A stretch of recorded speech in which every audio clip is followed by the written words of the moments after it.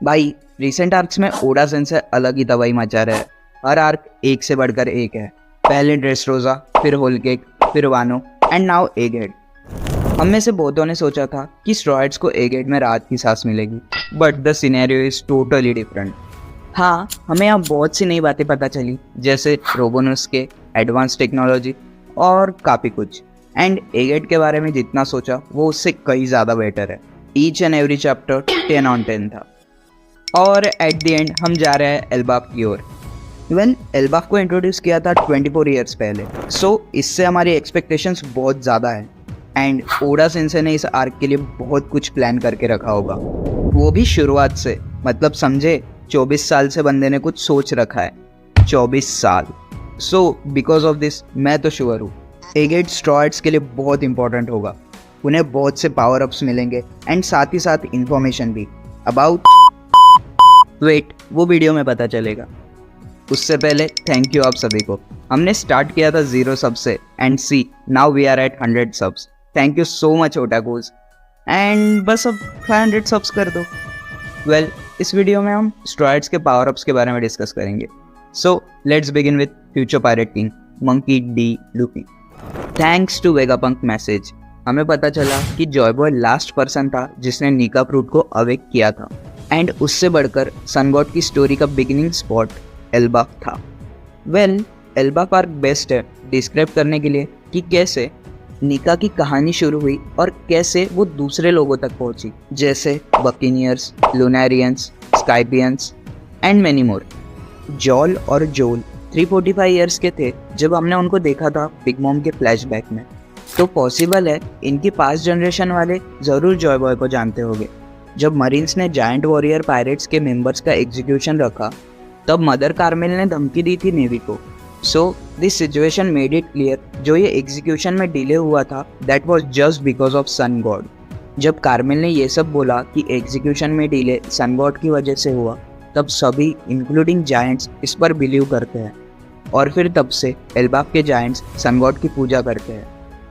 But the most important thing is, अगर नीका की story की बिगिनिंग एल्बाफ से हुई, फिर पॉसिबल है बाकी गॉड्स जैसे रेन, फॉरेस्ट, लैंड जो नोलैंड के फ्लैशबैक में दिखाए थे, उनका ओरिजिन भी एल्बाफ से हुआ हो।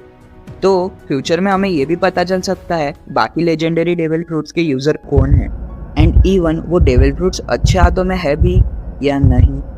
अभी के लिए तो लूफी को बिल्कुल आइडिया नहीं है कि नीका कौन और क्या है। सबके लिए एल्बाफ मतलब उसोप का आर्क है, बट वो लूफी के लिए भी बहुत इंपॉर्टेंट रहेगा। जब उसे पता लगेगा कि वो नीका है, तो वो उसे हेल्प करेगा अपनी पावर्स को अच्छे से जानने में। उसे अपने रिस्पॉन्सिबिलिटीज पता चलेंगे एंड इवन उसके लिए सबसे बड़ा मोटिवेशन रहेगा to even surpass Joy Boy. Elbaph arc में एक और इम्पोर्टेंट कैरेक्टर रॉबिन होगी। अगर ऐसा कुछ है जो 100% श्योर है कि होने ही वाला है, देन इट्स कि रॉबिन अपने फर्स्ट फ्रेंड सॉल को फिर से मिलेगी। एंड आई गेस ये एल्बाफ आर्क का मोस्ट इमोशनल मोमेंट रहेगा, जहाँ इतने सालों बाद दो दोस्त मिलेंगे। हम तो जानते ही है उसोप स्ट्रॉइड्स पायरेट्स का स्नाइपर है and robin is archaeologist. Usopp के पास इनक्रेडिबल विजन है एंड रॉबिन के पास इनक्रेडिबल माइंड। दोनों के पास अपने अपने फील्ड में अलग लेवल टैलेंट है। हम तो जानते ही है कि दोनों के लुक्स उन्हें अपने मदर से इनहेरिट हुआ है। रॉबिन के पास ऐसा कुछ है जो उसके मदर के पास नहीं था, exceptional archaeological talent and Usopp has sniping talent. मेरा मानना है कि ये ट्रेड्स उन्हें अपने फादर से इनहेरिट हुए होंगे। नहीं, ये नहीं, archaeological talent and sniping talent. जैसे यासोप एक ग्रेट स्नाइपर है, वैसे ही रॉबिन के डैड भी शायद एक ग्रेट आर्कियोलॉजिस्ट होंगे। रॉबिन के काले बाल टोटली डिफरेंट है उसके मम्मा से। सिमिलरली उसोप की आंखें बिल्कुल यासोप जैसी हैं, which are totally different from his mother. तो ये कुछ ट्रेड्स है जो रॉबिन और उसोप को अपने अपने मम्मा पापा से मिले। एंड साथ ही साथ दोनों की मेमोरीज है जायंट के साथ। उसोप हमेशा से चाहता था कि वो जायंट से मिले एंड रॉबिन भी सॉल के साथ अलग ही बॉन्ड शेयर करती है। सो दोनों की विश पूरी होगी। उसोप फाइनली एल्बाफ आएगा and Robin will meet Saul again. And हम देख सकते हैं इन दोनों और एल्बाफ के बीच में कई सारी सिमिलरिटीज है। So for sure Oda sensei is cooking something deadly delicious. In short, मेरे को लगता है कि वो अपने फादर से मिलने वाले हैं एल्बाफ में। उसोप के पापा यासोप शैंक्स क्रू के एक वर्ल्ड फेमस स्नाइपर है। हम सभी जानते हैं एल्बाफ शैंक्स की टेरिटरी में आता है, पर द थिंग इज, जो हमें पता नहीं कि शैंक्स के इंटेंशंस क्या है, इज इट गुड और इविल। अगर वो प्लान कर रहा है लूफी से मिलने का, then it's possible at Elbaph. As अपन वन पीस के फाइनल सागा में है, तो शैंक्स और लूफी का मिलना तो बनता है यार। एंड अगर ये हुआ, then Usopp and Yasopp reunion is also sure, as Yasopp is greatest sniper of Shanks crew. And on other side, हमें ज़्यादा कुछ नहीं पता रॉबिन के पापा के बारे में, वो कभी स्टोरी में रिवील ही नहीं हुए। बस स्कॉलर्स ने मेंशन किया था कि वो ओलिविया के हस्बैंड की विल कैरी ऑन करेंगे।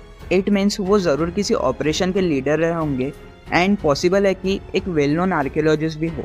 बट इज ही डेड और अलाइव, ओडा सेंसे ने कभी बताया ही नहीं।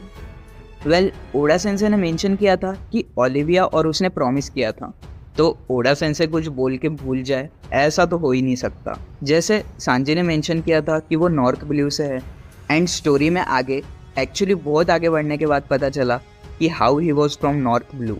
तो भाई बात साफ है, अगर ओडा सेंसे ने ओलिविया को दिखाया और थोड़े चैप्टर्स बाद मार दिया, देन वो सेम चीज़ रॉबिन के डैड के साथ भी कर सकते थे। बट ओडा सेंसे ने उसे एक मिस्ट्री रखा है। सो आई गेस रॉबिन के पापा जिंदा हो गए और एल्बाफ में ओआरए की लाइब्रेरी में हो गए, एंड शायद तक उन्होंने अपना नाम भी चेंज कर लिया होगा ताकि वर्ल्ड गवर्नमेंट उसे ट्रेस ना कर पाए, सेम जैसे एस ने किया था। एंड रॉबिन के लिए उसके डैड को पहचानना कोई डिफिकल्ट टास्क नहीं होगा। पॉसिबल है सॉल पहले भी उनसे मिल चुका हो, एंड माइट बी वो एक कैरेक्टर हो सकते हैं जिसे हमने चैप्टर 1124 के एंड में देखा। It would be just amazing and emotional too, अगर रॉबिन ना सिर्फ सॉल बल्कि उसके डैड से भी मिल सके। वेल उसोप की बात तो थोड़ी बहुत हो ही गई है, but let's discuss this in detail. After all एगेड उसोप का गॉड उसोप का आर्क है। उसोप एक ऐसा कैरेक्टर है जो अपने कावर्डनेस, वीकनेस एंड फीबलनेस से जाना जाता है, but this traits are surely not belonging to a great warrior. पर आप बिलीव नहीं करोगे, यही सभी ट्रेट्स है जो उसे जिंदा रखते हैं, जो उसे मोटिवेट करते हैं, जो उसे कुछ ऐसा करने बोलते हैं जो कि वो सोच भी नहीं सकता। इसीलिए वो विश करता है to become a greatest warrior of sea, just like giants. उसके लिए दिस इज लाइक कि वो शो करना चाहता है कि वो क्या कर सकता है। वो अपने डर, चिंता और कावर्डनेस पर जीत हासिल करना चाहता है, पर इन सभी ट्रेट्स को मिटाकर नहीं, बल्कि उन्हें इस तरह से यूज़ करके जिससे उसे फ़ायदा हो। एंड रियलिटी में आप ब्रेव हो ही नहीं सकते अगर आप डरते नहीं हो। उसोप इज़ ग्रोइंग, उसोप खुद को शेप दे रहा है यार। पॉसिबल है उसोप लोकी को भी हरा दे। उसोप जिसके झूठ अक्सर सच हो जाते हैं, शायद गॉड ऑफ मिस्चिफ से फाइट करेगा यूजिंग हिज स्लिंग शॉट। भाई वो अपने डर को कंट्रोल कर ले बस, फिर Usopp is God Usopp for sure. बंदे के पास ऑलरेडी ऑब्जर्वेशन हाकी है, एंड वो शायद आर्नामेंट और कॉन्करर हाकी भी अवेक कर लेगा। वैसे ही स्टोरी लाइन में कई हिंट्स मिले that Usopp holds potential to handle kings haki, और ऐसे लेवल पर पहुंचने के बाद उसोप दिखा देगा कि हमने जितना सोचा था वो उससे कहीं बेहतर है। एंड डर ही एक ऐसी चीज़ थी जो उसे पीछे खींच रही थी। एंड ये कई लोगों के लिए एक इंस्पिरेशनल स्टोरी बनेगी कि कैसे एक कमज़ोर झूठे ने आज अपने हर एक झूठ को सच करके दिखाया। उसोप विल शो दैट कि अपने डर पर काबू पाकर ही हम अपने ट्रू पोटेंशियल को अनलॉक कर सकते हैं। इन फ्यूचर उसोप को एक वेपन भी मिल सकता है, एंड इट्स हैमर, जिसके बारे में बाद में बात करेंगे। भूल मत जाना, वो अपने डैड से भी मिल सकता है, एंड इवन लोकी को भी हरा सकता है इस आर्क में। एंड इवन वो कॉन्करर हाकी भी अवेक कर लेगा और एक और झूठ सच में बदल देगा। और तो और तबाही मचेगी अगर सोगेकिंग एल्बाफ में आ गया। आफ्टर ऑल ओडा हमें नाराज तो नहीं करेंगे यार, उन्होंने उसोप के लिए काफ़ी कुछ सोच रखा होगा। वेल चलो let's move towards navigator side. नामी, उसे तो पहले से ही वेदर कंट्रोल एबिलिटीज आती है, सो उसके पावर अप ज़्यादातर फोकस्ड रहेंगे क्लाइमेट अटैक्स को इनहेंस करने में। ये थोड़ी अजीब बात है, एगेड में नामी का वेपन दिखाया ही नहीं गया, एंड वेगापंक ने भी उसे नोटिस नहीं किया, तो ज़रूर Oda sensei is cooking something. Even अभी लिलिथ भी स्ट्रॉइड्स के साथ है, जिसे एगेड के फ्यूचर टेक्नोलॉजीज़ के बारे में बहुत नॉलेज है। So with this technologies and Vegapunk mind, नामी को न्यू एबिलिटीज़ या एनहांसमेंट मिल सकती है अपने अटैक्स के लिए, और आगे चल के वो अपने खुद की टेक्निक्स भी बना सकती है।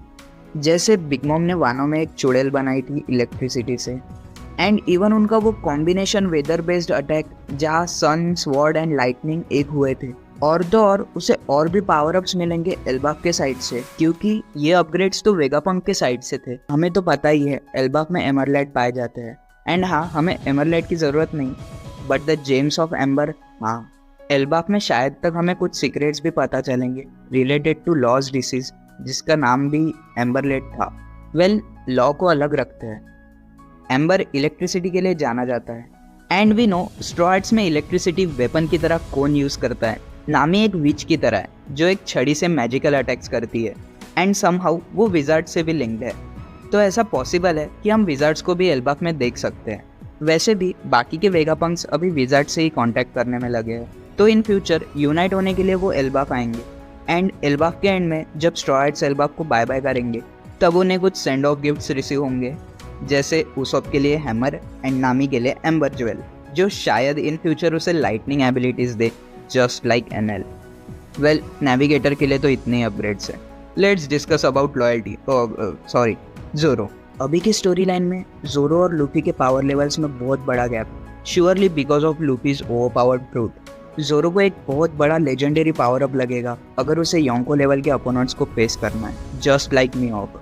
हमें पता है बिग मॉम को बहुत अच्छे से जायंट स्टाइल स्वॉर्ड्समैनशिप आती है and that too insanely powerful and destructive, बिल्कुल सेम टू सेम जैसे डोरी एंड ब्रॉगी यूज़ करते हैं।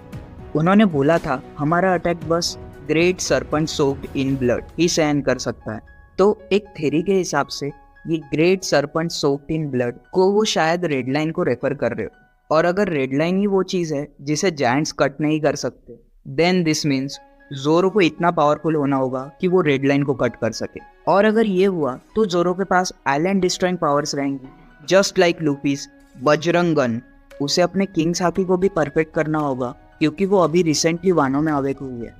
करंट स्टोरी लाइन में ज़्यादा हिंट्स नहीं है कि प्रेडिक्ट किया जाए बाकी स्ट्रॉइड्स के पावर अप्स के बारे में, बट मेरी मानो तो फ्रैंकी, ब्रूक और चॉपर ज़रूर आर्नामेंट हाकी अनलॉक करेंगे।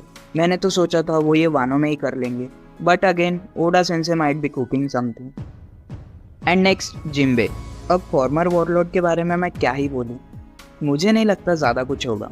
वो बहुत सालों से पायरेट है एंड मेरे हिसाब से अभी तक उसने अपने सारे मेजर पावर अप्स अनलॉक कर लिए होंगे। एंड फाइनली और कुक, सांजी। सांजी ने अपने भाइयों जैसी सेम पावर्स अवेक की वानो आर्क में जब वो फाइट कर रहा था क्वीन से, एंड उसी टाइम उसे अपने रिजिड बॉडी के बारे में पता चला। उससे भी बढ़कर उसे फास्टर रिकवरी स्किल मिली एंड पावरफुल मसल्स टू, जिसे उसने ब्लू फ्लेम्स बनाई, एंड इन्हीं सभी चीज़ों ने उसे बहुत पावरफुल बनाया है। और बाकी कॉन्करर हाकी की बात करें तो ये तो क्लियर नहीं है that he possesses conqueror hockey और नॉट। बाकी तो उसके पास पावरफुल जर्मा एबिलिटीज है ही जो कि उसके पावर्स को नेक्स्ट लेवल ले जाती है। And this is it. In conclusion, Elbaph बहुत इंपॉर्टेंट आर्क है स्ट्रॉइड्स के लिए, स्टोरी एंड पावर दोनों ही मामलों में। वैसे अगर आपको एगेट के बाद स्ट्रॉइड्स की बाउंटीज जाननी हो तो आप ये वीडियो चेक कर सकते हो। And this is it otakus, thank you for watching the video पसंद आया हो तो लाइक करना और अपने वन पीस चाहने वाले दोस्तों के साथ शेयर भी। मिलते हैं ऐसे ही किसी और वीडियो में। Bye bye.